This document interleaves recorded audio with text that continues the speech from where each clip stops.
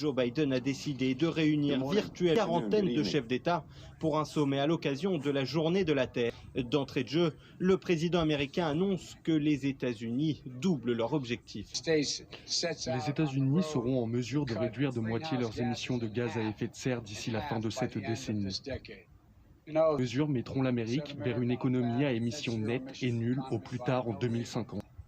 Les États-Unis sont parvenus à réunir les plus grandes puissances mondiales et notamment la Chine, malgré les tensions entre Pékin et Washington. Xi Jinping a profité de ce sommet pour rappeler les objectifs qu'il avait fixés l'an passé.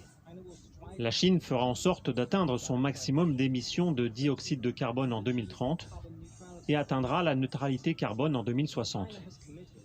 Autre pays aux relations tendues avec les États-Unis, la Russie était bien présente à ce sommet.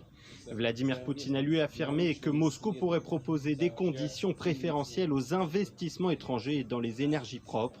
Du côté de la France, Emmanuel Macron a plaidé pour une fixation d'un prix pour le carbone et pour aller plus rapidement sur les engagements. Il conviendra aussi que tous ensemble, nous engagions le combat pour réduire les émissions de méthane.